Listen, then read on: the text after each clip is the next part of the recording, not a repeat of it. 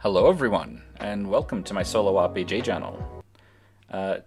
Today, we are back with the Alchemist journal following Gabriel's story. What's going on here? Where'd my music stopped? Why'd my music stop? Hang on. My not a disk space thing, not a caching thing. Alright. Start again. I had it going. So of course it stops the second I start talking. Go. Come on.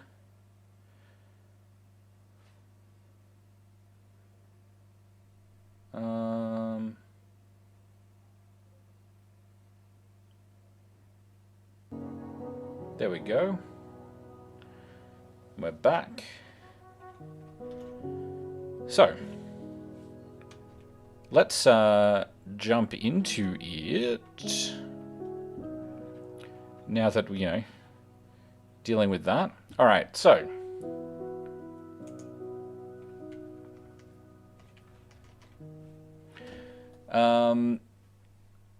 We are not going to have any luck with the music. Oh no, it's just stopping. It faded off. That usually doesn't fade off there. Cool.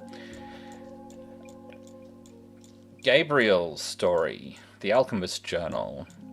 He has been looking for essence. Essence has gone missing. There are rumors of vampires. The guard are looking into it. And he has gotten in contact with Kelgin, another guild alchemist, who has said that the payment of sorts for his help getting a license, an alchemy license with the guild, is to help in his search for essence, because, of course, the guild can't look away when one of their own goes missing. So he sent Gabriel off to talk to Sir Zinrona, a friend of Essence's, an elven knight who works as part of the guard, and was one of the last people to see Essence alive.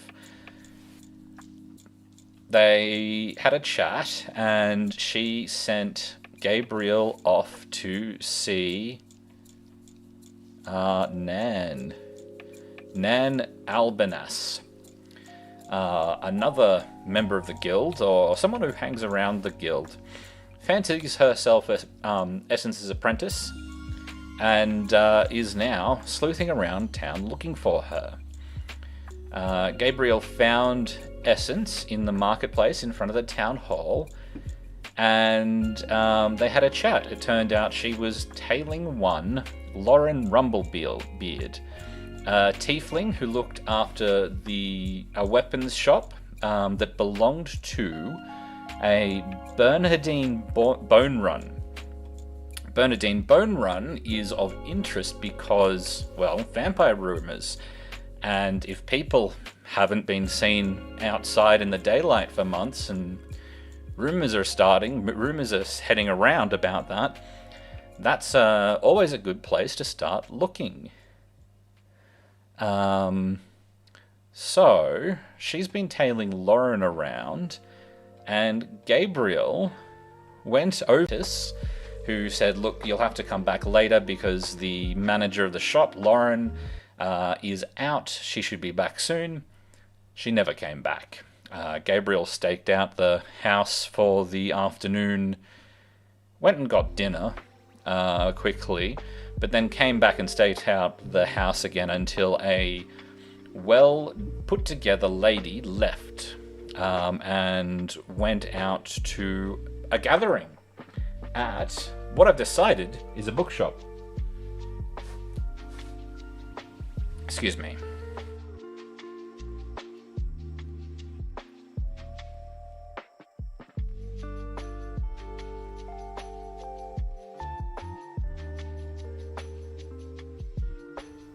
So, Gabriel tailed her, got noticed, but she didn't see through his disguise, given that he had straight up turned into a cat. So he got to the darkened building, well built, old building, very well put together, and in an upper market part of a town, close to the center. It's just like Bernhardine's place. It is large, taking up a large portion of the block that it's on. The bottom floor is, or the ground floor is, the shop front and a bookshop. And curtains are drawn, but it is clear that there is a soft light coming from the inside. And she goes up, knocks on the door, and gets let in by a figure. Let's see if Gabriel can see much about the figure. Oh, okay. A 19 on that die before we even look at adding spot bonuses. So we see a man.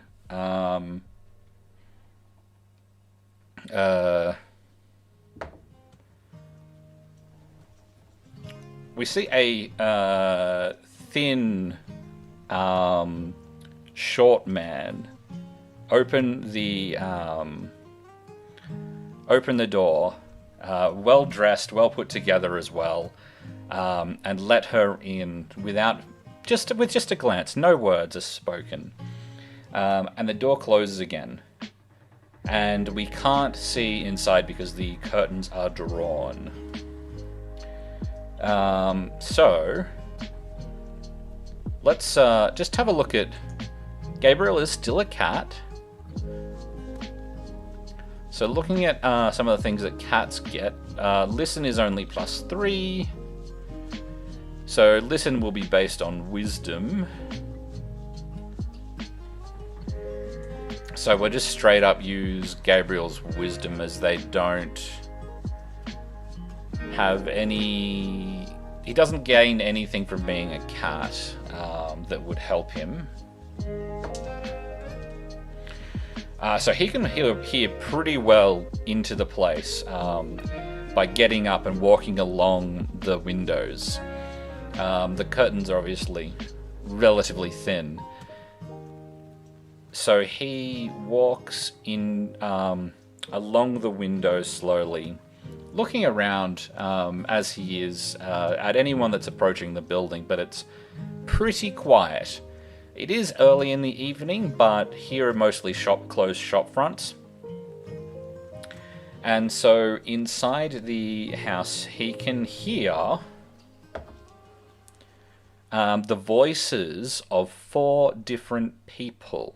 It's all muffled, but it sounds like as it's one person, then Bernardine, one person, and then this female voice that we haven't heard yet, and then another person, and then that same female voice, and then another person and that same female voice. It sounds like they are greeting Bernardine. So that's 4 people, including her.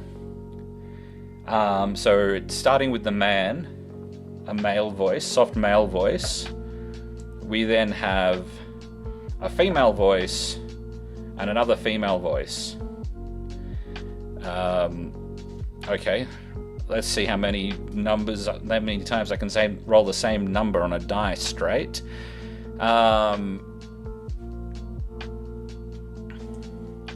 So we've got 3 female voices and a male voice, and let's see. Gabriel will then take up a spot where he can see the door, but is in darkness. So he is going to roll hide just to blend into the background, so that anywhere that if he is seen, it just be like, there's a cat sitting there. But it's not likely that he's going to be seen.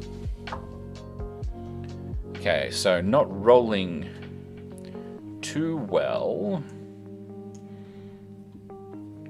Cats are tiny, yeah? So is that a plus... I think I gave a +2 bonus to the last hide check, so we'll just keep it at that, I think. Cats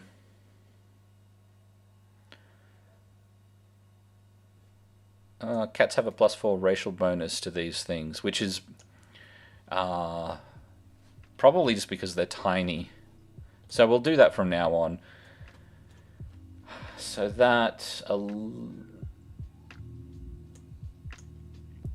19 for a hide check. And from this position, this new position, he's going to have to...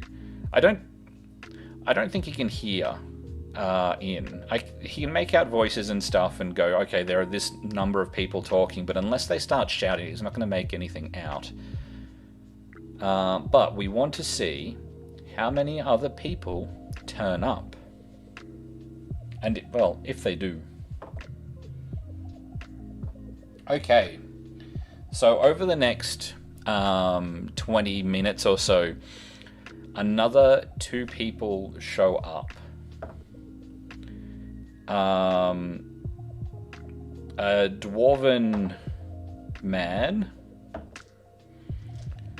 and a human lady. They show up separately. And again, they're both... now, is the human lady tiefling... So the 2 people that showed up, they're both very well dressed, well put together. It's obviously a semi-black tie event. Everyone is dressed quite formally.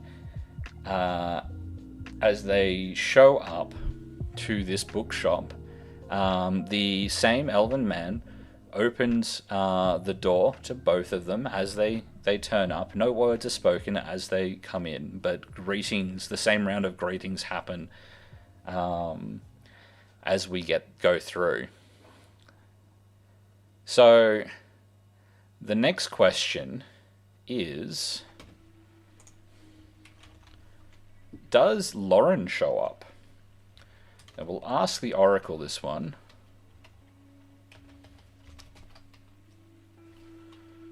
Roll Oracle, ask question.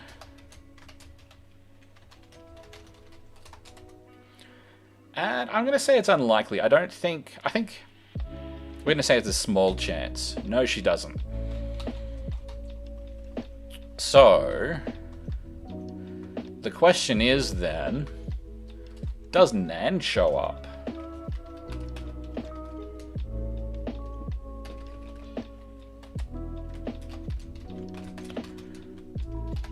Nan has been tailing Lauren, but okay, Nan shows up.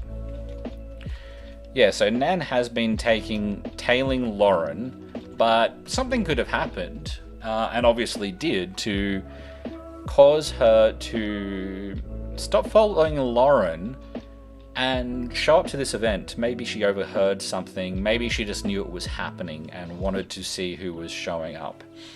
So, the question is she already there, or does she show up late? I'll roll a d6 and we'll determine from that where she shows up. 1. Okay, so she shows up before the first person does. So she's already there. So she needs a hide check, and Gabriel needs to see her. Hang on just a sec.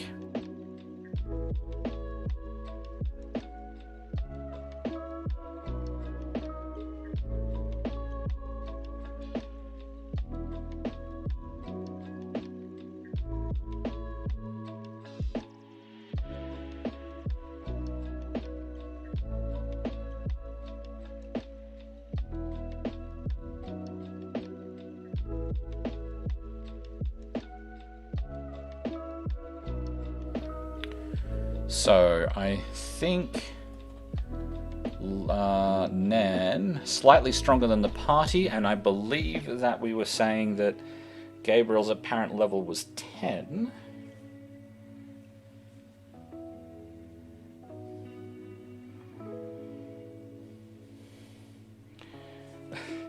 Hide bonus of 20. How the hell? This is the one of the problems with Third Ed is that as you level, everyone the assumption is that you just get more and more treasure and more magic items, and so at other magic gear, when we get to 10th level,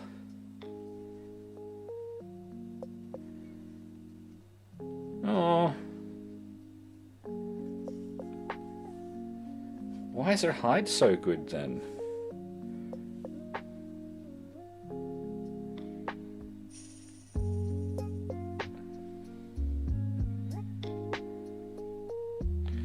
Dex 20.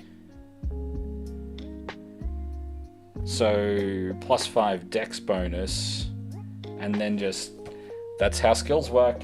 I chose this.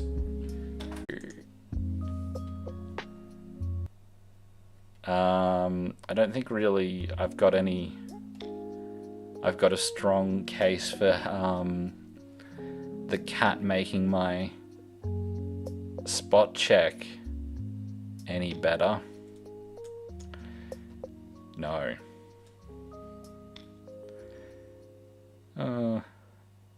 No. So, he doesn't see her. The funny thing is, he almost could have. Just how skills work. Alright. So he doesn't know that she's there, but does she notice him? No. So she'd see him walking past the window, but she doesn't really notice anything about him. So she's there, and she's just not aware of Gabriel, and Gabriel is not aware of her. So the question is, we've now got this group of 6 people, I think, inside this bookshop, having a chat about something. It's a private affair.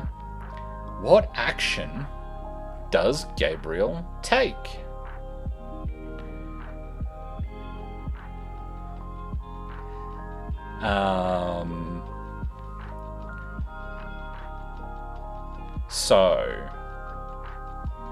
And also, what action does Nan take? Nan has at this point just been watching.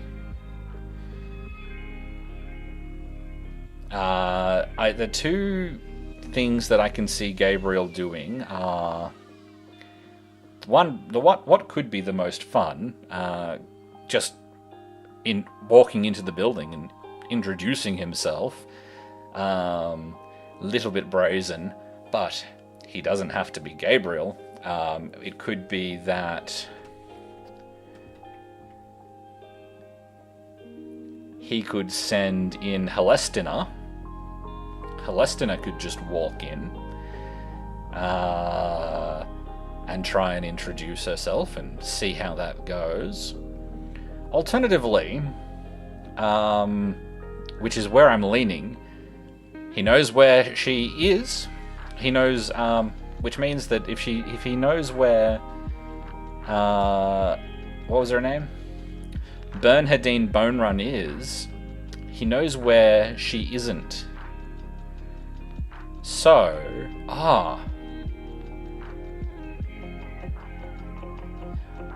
the question is, first, while we're here, there are 6 people in the building. There are 6 people in the main room talking. Are there other people in the building hidden away, moving around, or You know, what other sounds are coming out of the building? And, you know, can he get in to any of the... Can he sneak into the buildings? It's a multi-story building. Or, as he knows where Bernhardine Bone Run isn't, does he go back to her place and break in there?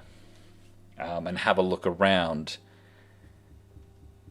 So, either way,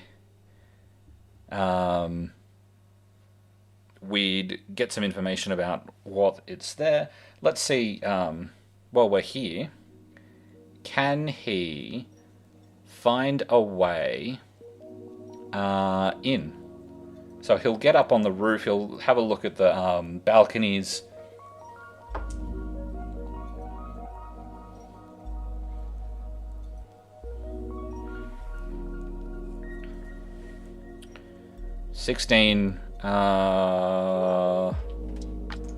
Where are my skills?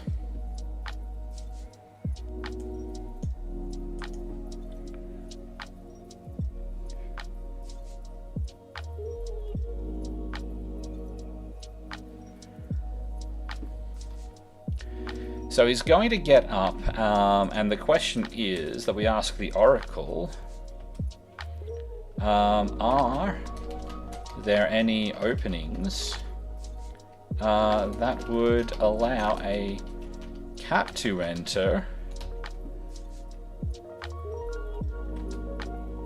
And it's a fairly old building, so it's actually potentially likely.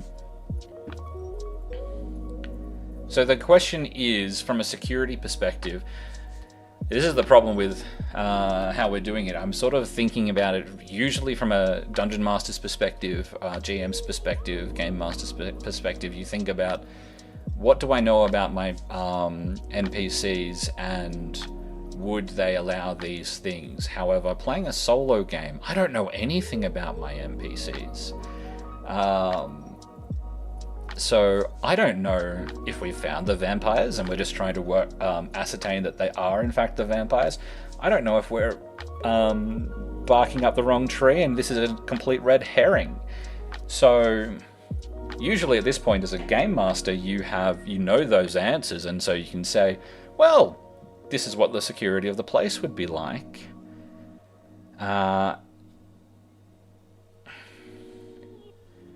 So I'm thinking that it's actually...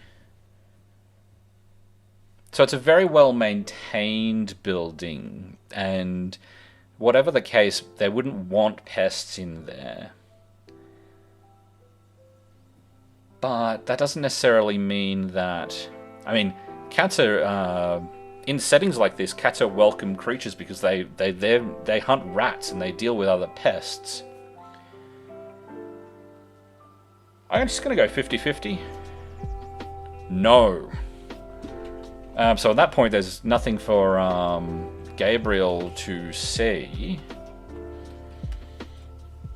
And it means that all of the windows are closed.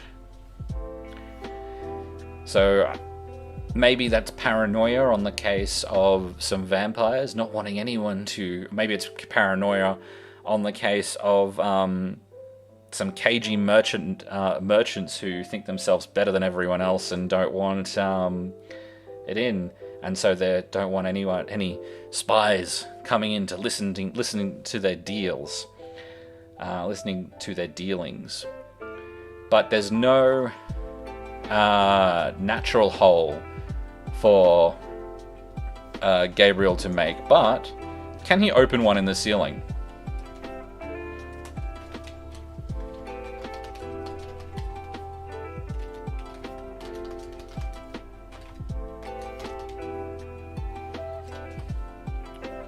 Is actually probably likely. That's not the right button.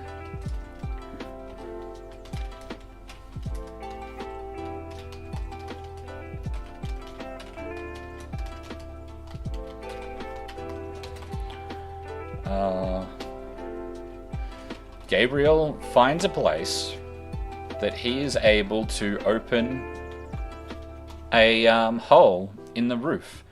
which would then allow him to access the building. So, can he do this silently?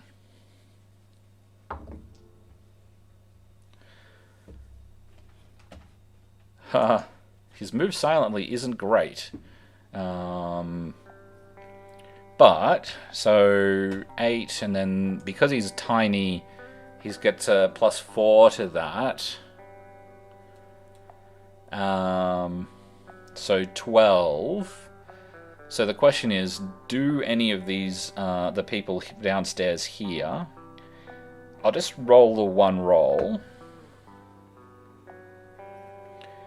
Now, that's a 10 on the die. They are...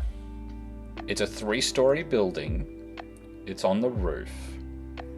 So that is naturally a... I think it's +2 for every 5 feet or every 10 feet.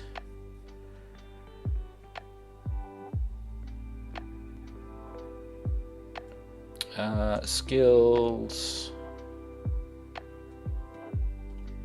Come on. Listen.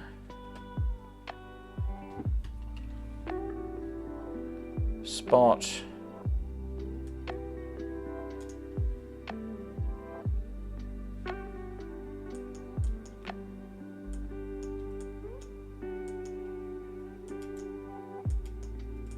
Right, +1 per 10 feet of distance. So let's just assume one floor is 10 feet of different distance. So +3. So we're at 15. And then through a stone wall is +15. Listeners are distracted, so +5. So that's 20, 35 at least. So for them to hear... Alright, unless... Does Gabriel manage to do it without dropping any tiles off the roof? Probably not. No. So a tile clatters to the ground, at which point we're just going through the thing. So the DC to hear a loud noise out the thing distracted is 15 for them. They rolled a 10. So either... I think they'd notice. Yeah.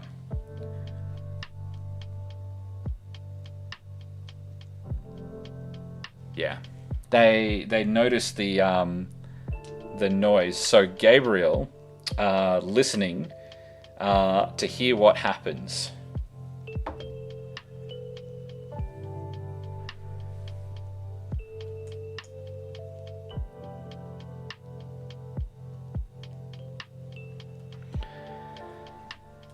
So, people talking is DC 10. It's probably quite a commotion. We're looking at a DC of...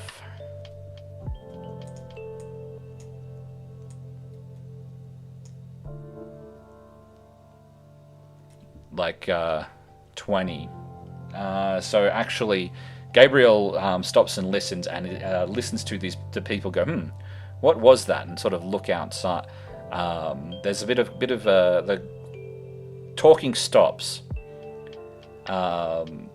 Gabriel can hear sort of one person saying, what was that? Can't make it out, but there's one person speaking and then another person speaking. And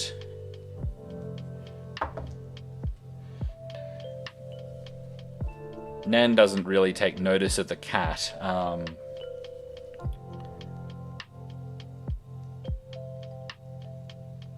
And then the conversation sort of goes back to what it was. Do they... Looking out the... So they see the... Okay, so the conversation would sort of stop, and you would hear the door open, and someone come out, and then the door, someone sort of walking upstairs, the sounds of someone walking upstairs. And at this point, let's let Gabriel roll a listen check to see if he can get the positions of people.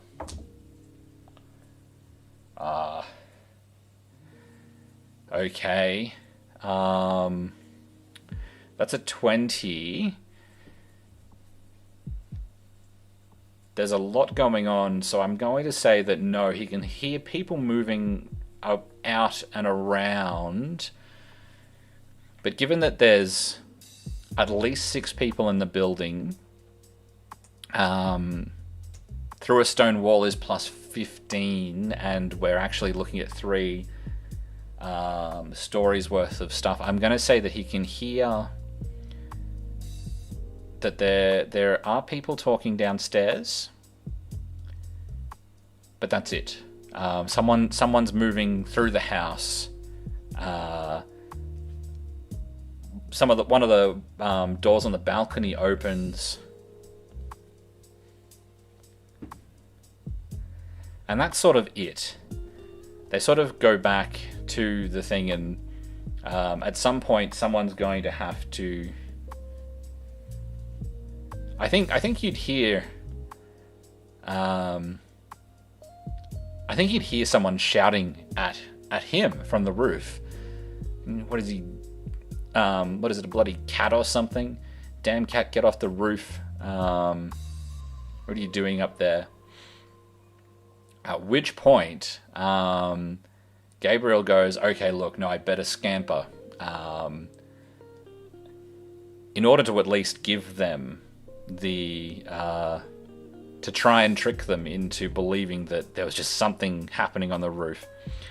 And so he's going to snarl, hissing at something, and then make a bit of commotion, and then jump very noticeably to the top of one of the other rooftops. So, going back, is that, I think I did roll...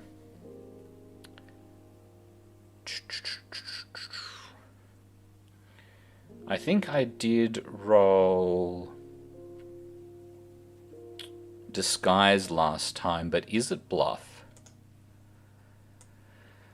Okay, so your disguise check result determines how good the disguise is, and is opposed by spot checks. So it's not... So I was rolling the wrong thing. So bluff...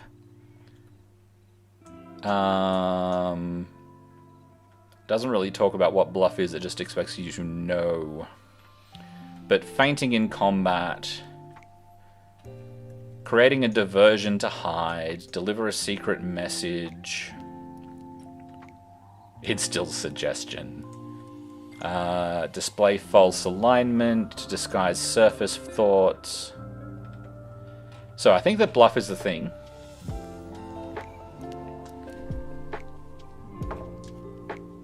Oh no. That's an 8. So that's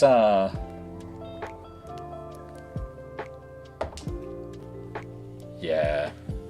That's a 15 on the die, so I don't even have to worry about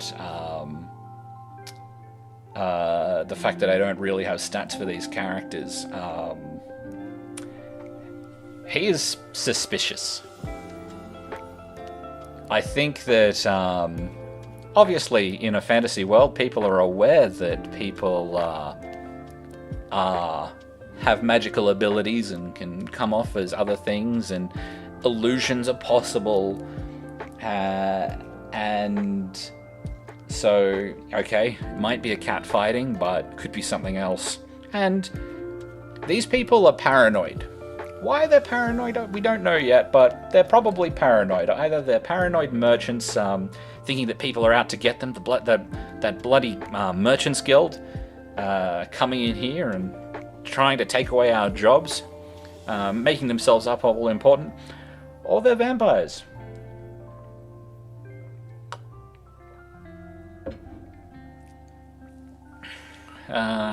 So, Gabriel will sort of look back and see the man, the short elven man, looking at him from the top. He looks at the roof and looks at the man, and the man's just watching him.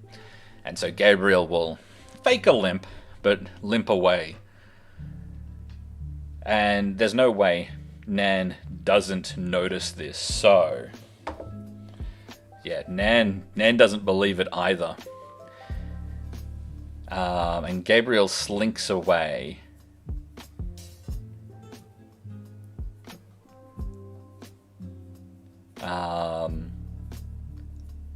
And doesn't hide, but comes back around to find something, and knowing that the cat disguise has been potentially seen through, they're a bit wary. He's going to try and hide. Still a cat, and the same cat. He can't be bothered if they're concerned that one cat is either not real or there's something not right about it. They're going to do the same about any other cat. So he's going to keep the form, but just go and try and hide somewhere. Circling around the building a couple of times. So 19. So any time they look out. So I think that the man's going, after he sort of disappears, the man's going to go back inside and close the doors. And sort of go back downstairs. And then sort of hush talking sort of resumes. And some people do look outside again. And... this is the problem with not knowing who the NPCs are. Are they vampires? Are they not? Because this role, they either see or they don't.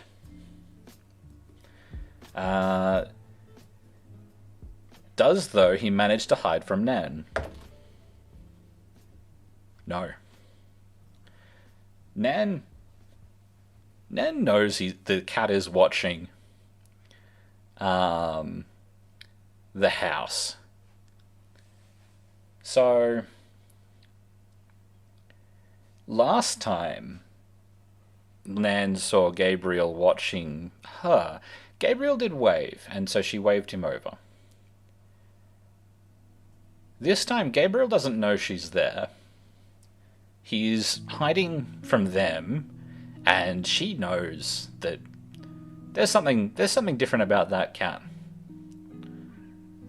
But the cat, well, they've looked out and they may or may not have seen the cat. I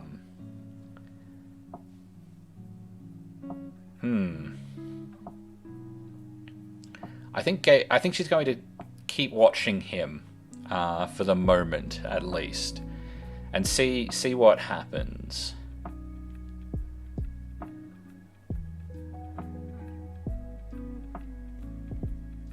After a while,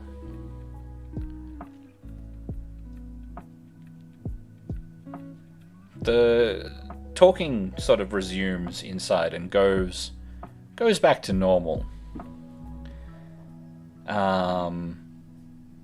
They probably do see some lights go on upstairs and then go back off, and something happens. Oh.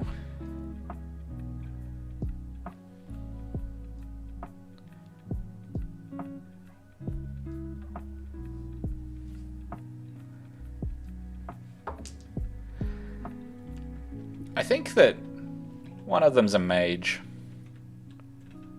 One of them's a mage and is going to try and scry on the cat.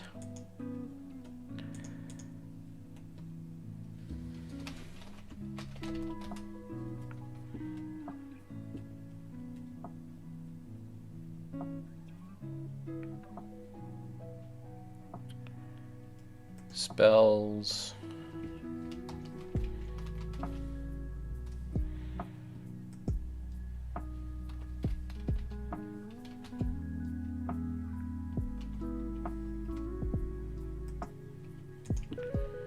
Scrying is a sub-school.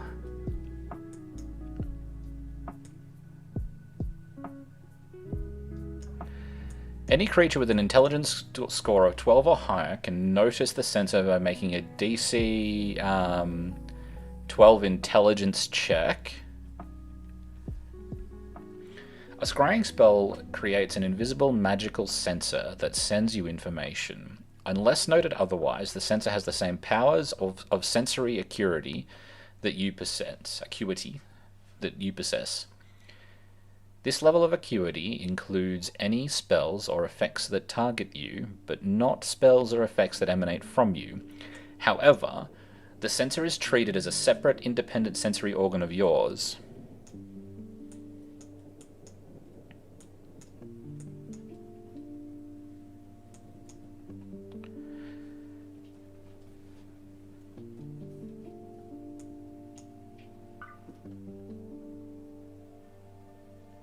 Any creature that determines it is being scryed upon may attempt any of the following tasks if it has the scrying spell on its class spell list.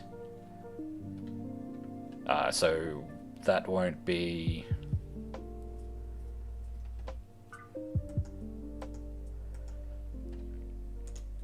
something can do. So Arcane Eye is a level 4 spell.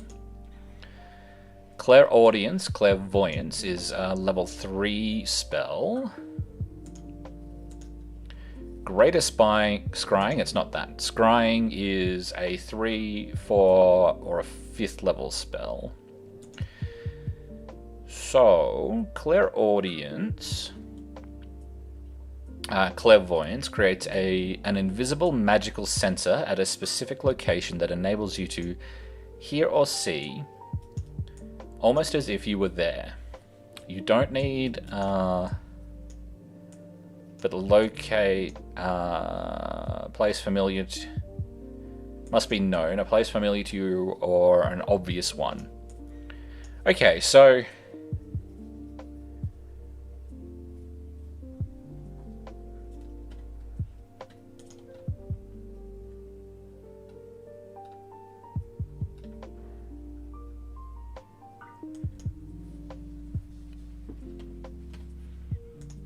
Greatest Scrying. No one's casting Greatest Scrying. Arcane Eye. Arcane Eye at a point you see.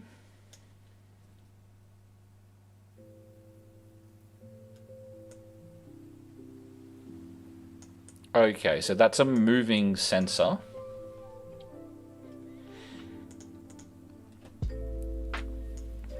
Scrying is the big spell, though. So you can the subject. You can hear or see some creature which may be at any distance. If the subject succeeds on a will save, the scrying attempt simply fails. The difficulty of the save depends on how well you know the subject and what sort of physical connection, if any, you have on that creature. Okay. Will save modifier.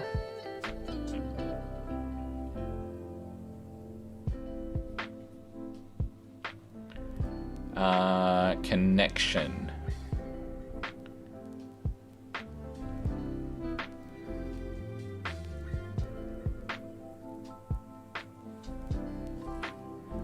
The difficulty of the save, so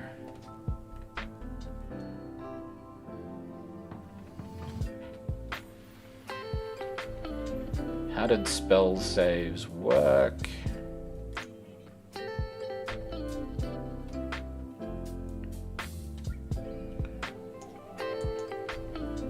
So it's 14 plus the creature's intelligence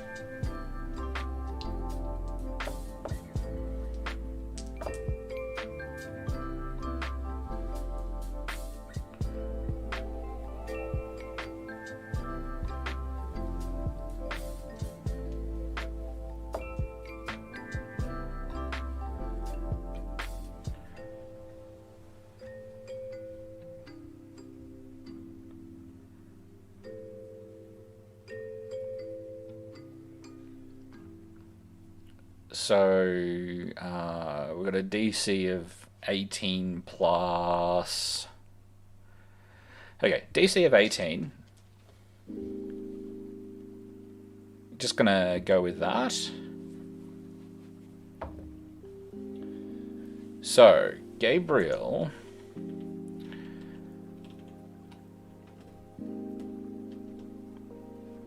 has a save. Will save. I think that Gabriel's will saves are pretty good.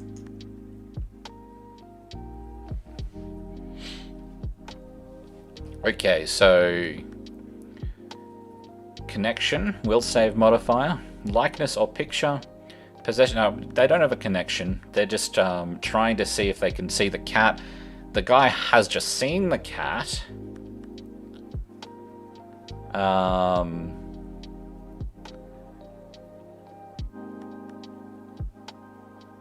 So there's no will save modifier at all with that. So he's just seen the cat. They don't have a likeness or any kind of connection. They just know, we just saw this cat, let's try and scry on it. And we succeed. With, yeah, that's more than 20.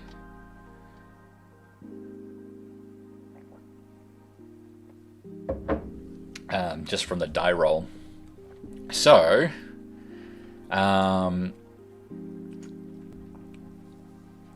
does the save fails? If the save fails, you can see and hear the subjects. As with the divination scrying spell, the sensor, if your save succeeds, you can't attempt to scry on the subject again for at least 24 hours.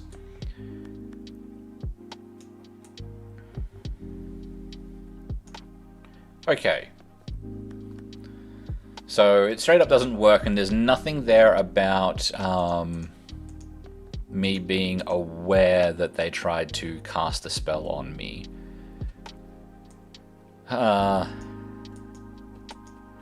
They would have to have succeeded on the spell for me to know. That's interesting. Cool. So, they're not watching me. I'm watching them through a wall.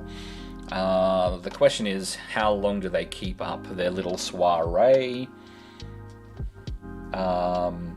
Do they keep up their little soiree? Something has disturbed them.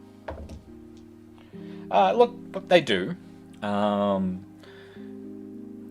It could just be a cat. We don't know what it is. Whatever it is, went away.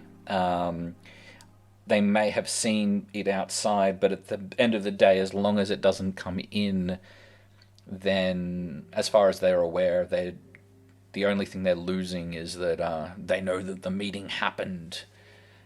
Is that a big deal? Who knows? However,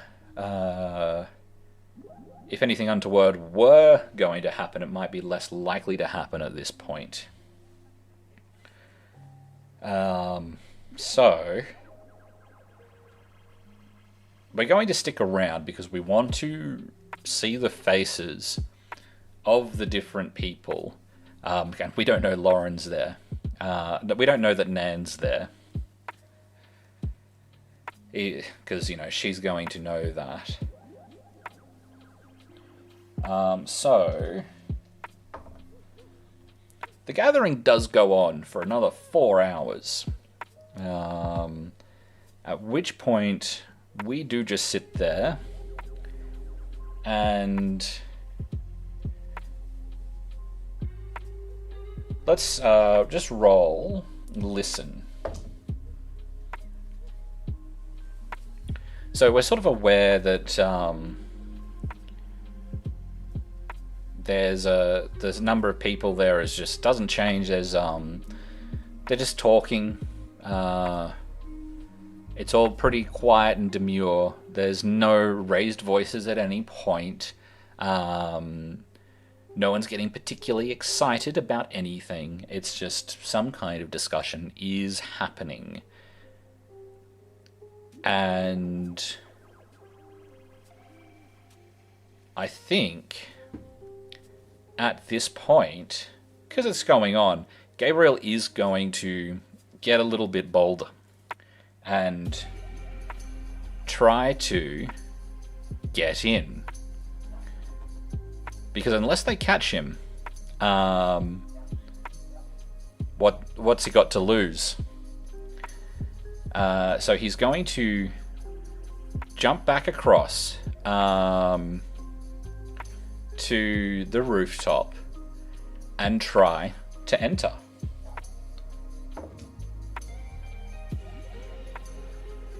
And because we've determined that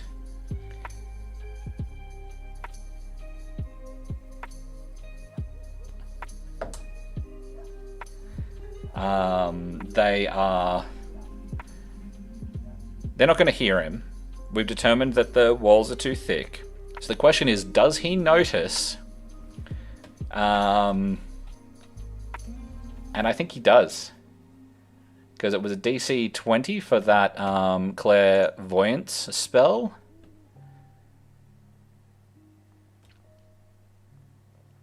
Arts Arcane Eye. Oh no, it's just the DC of the thing. Oh no, magical sensor at the location, at which point it's DC 20 intelligence check to see it. And I got a 20 on the money. So Gabriel jumps across the roof, on top of the roof, and starts going to the thing, and then sees the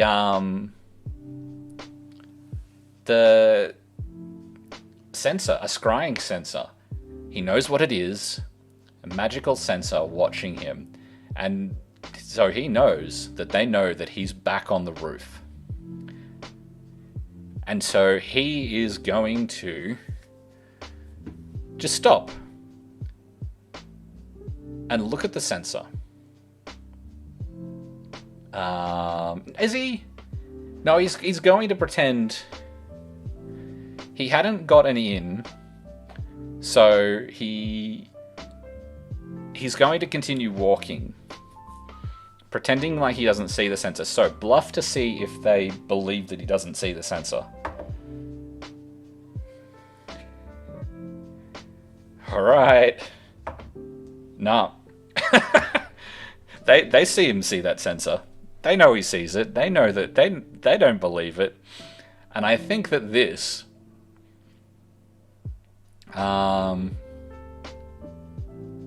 they will see him walk away. I don't think that they're going to take action against him. They just know that, all right, someone is interested in our gathering. And he's going to walk over the rooftop off to the next building. And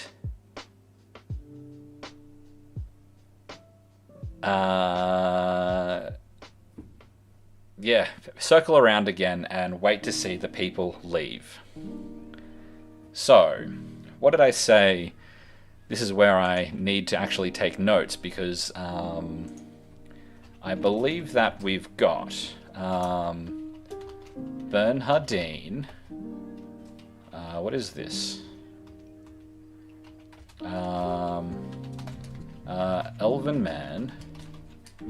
And we've got two other women. There were two other voices. There was a man and a woman.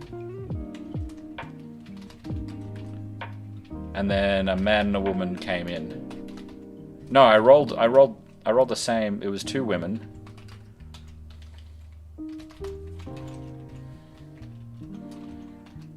And then another woman show up. So, Gabriel's hiding.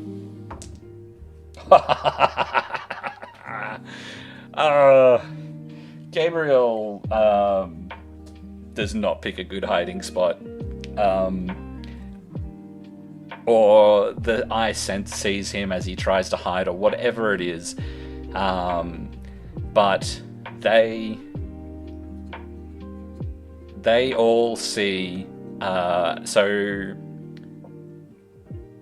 first of all, the door opens and a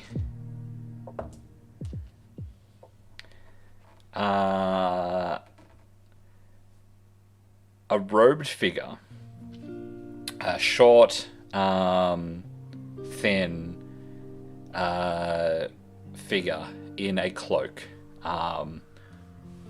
female, obviously female, and very petite, leaves the building, and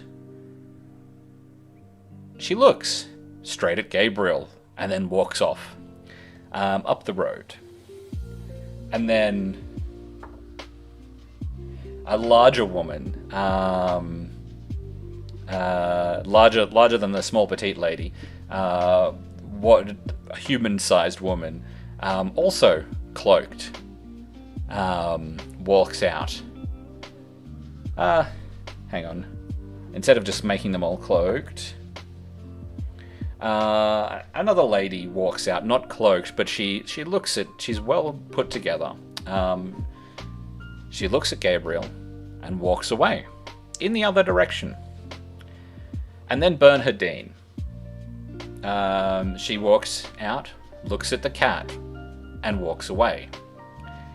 The man that came in after Bernhardine, he walks out, looks at Gabriel, and walks away. And then the woman comes out, looks at Gabriel, and walks away. And at the door, at the end, the elven man, who obviously owned the shop, looks at Gabriel and closes the door. We know that you're there. They're basically saying to him, we know that there's something up with you. And that will make them suspicious of anyone who comes around showing interest in the shop, Gabriel included. Though Gabriel does have the truth that he is showing up and looking at opening a shop.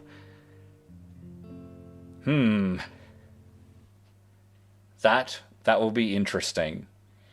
And so then Gabriel's going to up and leave. And so he's going to try and do it without being noticed.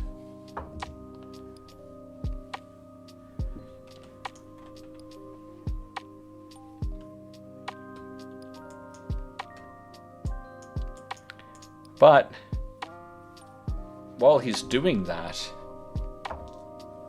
no, Nan sees him. Nan follows him. She's going to follow him right back to the tavern, or to wherever it is. He's going to try and hide to before turning back into himself, before going into the tavern. And no. He walks out of whatever alley he walked into as himself, making it look like he would have naturally come out of the pub or wherever it was that he was in, and comes to face with Nan. And she's going to look at him and say, well, that wasn't particularly subtle, was it? And that seems like a good place to end this session. So, that was fun. A lot happened there, and that's sort of the kind of thing that I was hoping to have in this game. So, after a few sessions of nothing happening, let's leave it there. Come back next time for a conversation with Nan. See how that goes, and try and work up another way to look into this shop. And I'll have to think about how we deal with the fact that we don't really know what's happening with the other things, but it means that they are likely going to move So we'll have to work out how being noticed, or noticing that someone is looking at them, is watching them, affects their movements. So I will see you next time. Until then, have a good one.